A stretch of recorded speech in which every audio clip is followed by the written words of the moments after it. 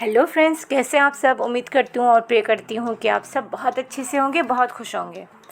तो आज हम करने जा रहे हैं मधुप से क्लास 2 चैप्टर 2 नीलम परी। चलिए स्टार्ट कर लेते हैं। सबसे पहले देखेंगे इस पाठ का सारांश। इस कहानी में बच्चों को कहीं अकेले न जाने का संदेश दिया गया है। मिंटू अपने भाई बहन के साथ मेला देखने गया था। वो उन्हें बिना बताए एक सुंदर बगीचे में चला गया और रास्ता भटक गया। वो घबरा कर रोने लगा। वो बगीचा नीलम परी का था। उसने मिंटू की मदद की, उसे तरह तरह के फल खाने को दिए। परी की सहायता से उसने अपने भाई बहन को खोज लिया। मिंटू ने उनसे बिना बताए जाने के लिए माफ़ी मांगी। फिर नीलम परी के उड़न खटोले में बैठकर सबने खूब मज़े किए।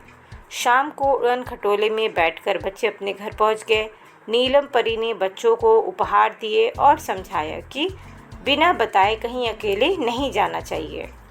अब देख लेते हैं बोध प्रश्न।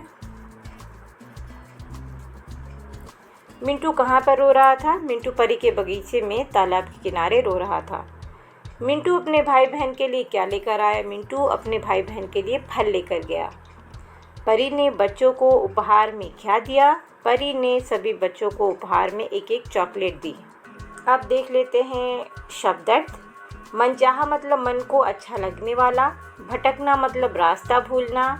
स्वादिष्ट मतलब स्वाद से भरा। उड़न खटोला मतलब उड़ने वाला खटोला या विमान। आदेश मतलब काम करने को कहना या आज्ञा देना। नीलम परी अपनी छड़ी से क्या क्या कर सकती थी? नीलम परी अपनी छड़ी से मनचाहा काम कर सकती थी। मिंटू क्यों रो रहा था? मिंटू रास्ता भटक गया था इसलिए रो रहा था। बच्चे घर कैसे पहुँचे? बच्चे नीलम परी के उड़न खटोले में बैठकर घर पहुँचे।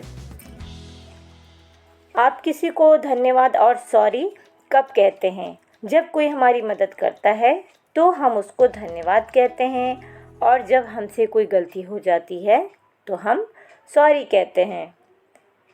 कोई गलती करने पर आप क्या करेंगे? चुनकर बताइए। तो उस गलती को सुधारेंगे और माफ़ी मांगेंगे। अगला है सही उत्तर पर सही का निशान लगाइए। परी का क्या नाम था? परी का नाम था नीलम। परी को मिंटू कहाँ मिला? तालाब के किनारे। अब है कहानी के क्रम के अनुसार 1 2 3 4 5 लिखिए।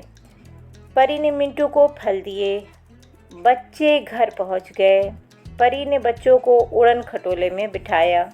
मिंटू रो रहा था। परी ने मिंटू के भाई बहन को ढूंढ लिया। तो मिंटू रो रहा था नंबर 1। परी ने मिंटू को फल दिए 2। फिर परी ने मिंटू के भाई बहन को ढूंढ लिया 3। परी ने बच्चों को उड़न खटोला में बैठाया 4। बच्चे घर पहुंच गए 5। ऐसे इसे पूरा कर लेंगे। अब देखते हैं कुछ शब्दों में उत्तर लिखिए। मिंटू कहाँ जा रहा था? मिंटू मेला देखने जा रहा था। ख है सुंदर बगीचा किसका था? सुंदर बगीचा नीलम परी का था। ग है मिंटू को भाई बहन कहाँ मिले? मिंटू को भाई बहन बगीचे के दूसरी ओर मिले। अब है कुछ वाक्यों में उत्तर लिखिए। तालाब के किनारे परी ने क्या देखा? तालाब के किनारे परी ने देखा कि वहाँ एक अकेला बच्चा रो रहा है। ख है मिंटू कैसे खो गया? मिंटू अपने भाई बहन को बिना बताए बाग में आ गया था। वहाँ वो रास्ता भटक गया और खो गया। अब है परी ने बच्चों को क्या समझाया? परी ने बच्चों को समझाया कि बिना बताए अकेले कहीं नहीं जाना और मम्मी पापा के साथ ही जाना चाहिए। अब है पाठांश को पढ़कर प्रश्नों के उत्तर लिखिए। बच्चे ने कहा डैश डैश घर का रास्ता नहीं पता। बच्चे का क्या नाम था? बच्चे का नाम था मिंटू। बच्चा मेला देखने किसके साथ जा रहा था? बच्चा मेला देखने अपने भाई बहन के साथ जा रहा था। मिंटू घर क्यों नहीं जा पा रहा था? मिंटू रास्ता भटक गया था इसलिए वो घर नहीं जा पा रहा था। घ है पाठांश से 2 लड़का लड़की वाले शब्द चुनकर लिखिए। तो लड़का में लिखेंगे भाई और पापा, लड़की में लिखेंगे बहन और मम्मी। समझिए व्याकरण संबोध पे आ जाते हैं। दिए गए शब्दों को सही मात्रा के स्थान पर लिखिए। उ और ऊ। छोटा ऊ और बड़ा ऊ। तो इसमें आ जाएगा खुश, मुझे, सुंदर, कुछ। बड़े ऊ में आएगा भूखे, इस पे बड़े ऊ की मात्रा है, कूदा, पूछा और दूसरा। आगे बढ़ते हैं। इनसे बने शब्द पाठ से चुनकर लिखिए।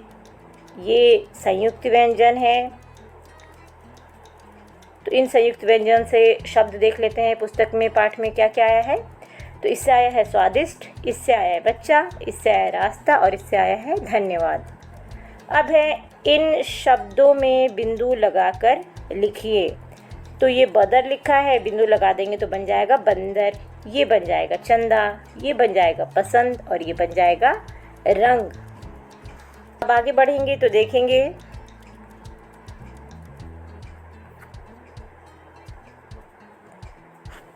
सही शब्द चुनकर लिखिए। एक परी थी, उसका नाम नीलम था। ये तो पुस्तक में दिया हुआ है, इसके आगे देख लेते हैं।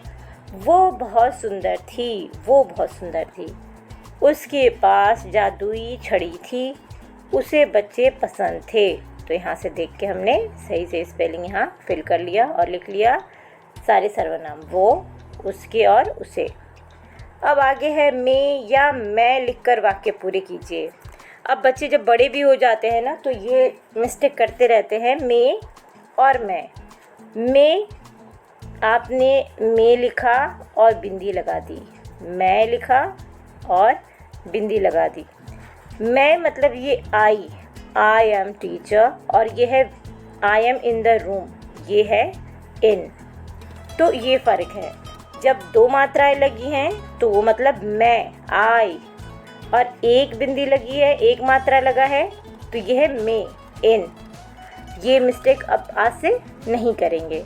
छोटे बच्चे सीखेंगे कि अगर अपनी बात हो रही है कि मैं एक अच्छा बच्चा हूँ, आई का यूज़ हो रहा है, I am a good boy, I am a good girl, तो ये वाला है, इस पे दो मात्राएं आती हैं, मैं। और अगर बात होती है कि हम कमरे में बैठे हैं, we are sitting in the room, तो वो हो गया मैं, वो एक मात्रा वाला। ठीक है, तो चलिए आगे बढ़ते हैं। क है मैं मेला देखने जा रहा था, मैं एक परी हूँ। ये कौन सा मैं यूज़ हुआ है, आई। ठीक है, मैं। अब है रास्ते में सुंदर बगीचा मिला, कुछ ही देर में वो घर पहुँच गए। ये कौन सा मैं है, ये सिंगल मात्रा वाला है मैं, इन, और ये है डबल मात्रा वाला मैं या आई। ठीक है, अब है सब्जेक्ट इनरिचमेंट एक्टिविटी। ये बच्चे आप अपने आप से करेंगे। तो उम्मीद करती हूँ कि ये वीडियो आपके लिए हेल्पफुल होगी। इससे आप शब्द अर्थ, प्रश्न उत्तर और अभ्यास कार्य कर पाएंगे। मिलेंगे अगले वीडियो में अगले चैप्टर के साथ। तब तक के लिए आप पढ़ते रहिए, आगे बढ़ते रहिए। अलविदा।